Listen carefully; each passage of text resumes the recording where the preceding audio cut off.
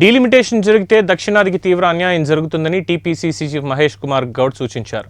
డీలిమిటేషన్ను అడ్డుకుని తీరతామని, ఇంచు కూడా వదులుకోమని ఆయన అన్నారు.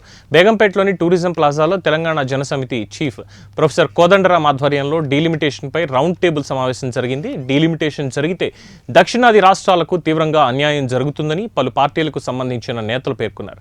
ఈ రౌండ్ టేబుల్ మీటింగ్లో దక్షిణాది రాష్ట్రాలకు చెందిన పలు రాజకీయ పార్టీల నేతలు పాల్గొని వారి అభిప్రాయాన్ని తెలియజేశారు. మన సీట్లు మనం కాపాడుకోవడానికి దక్షిణాది రాష్ట్రాలకి ఒక ఇంచు కూడా నష్టం జరగకుండా ఉండటానికి మేమందరం ఎంత దూరం పోవటానికైనా సిద్ధం.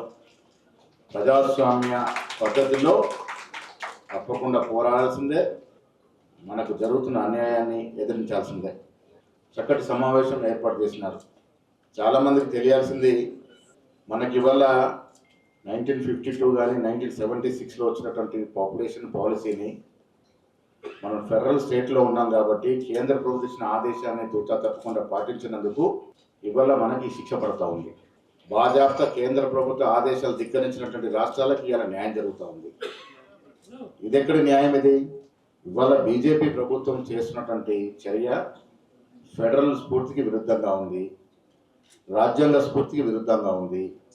కేవలం మతం పేరుతో రాజకీయాలు చేస్తున్నటువంటి బీజేపీ పార్టీకి లౌకికవాదం, ప్రజాస్వామ్యాన్ని నమ్ముకున్న పార్టీలంతా కూడా ఏకమై బుద్ధి చెప్పాల్సిన అవసరం ఉంది.